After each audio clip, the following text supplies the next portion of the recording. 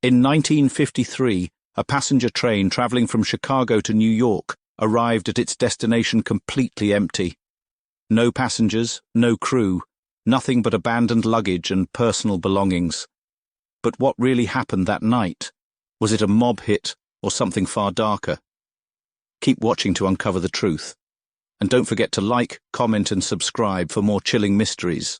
On the night of November 9th, 1953, train number 247 left Chicago's Union Station at 10:15 p.m., packed with 63 passengers, including businessmen, students, elderly travelers, and a few military personnel. The crew consisted of 5 conductors and a 2-person locomotive team. The train made scheduled stops in Indiana and Ohio before heading through Pennsylvania. At 6:45 a.m. the next morning, the train arrived at New York's Central Station.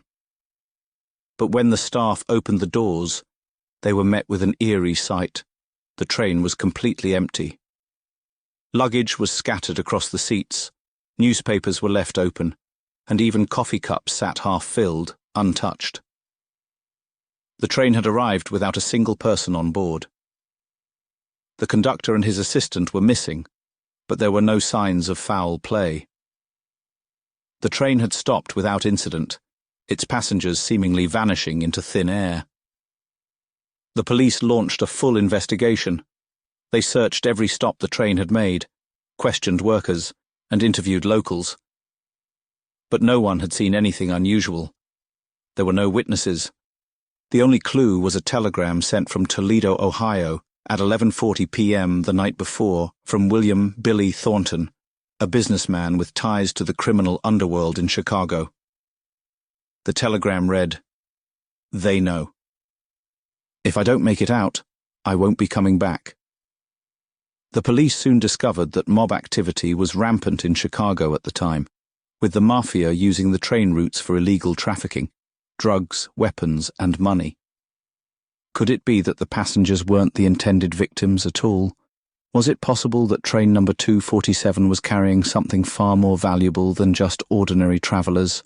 One conductor from the previous shift mentioned that as the train departed Toledo, there were 4 men who boarded the train. They were sharply dressed and did not appear to be typical passengers. One of them had a distinctive scar on his cheek, matching a description of a notorious Chicago mob hitman.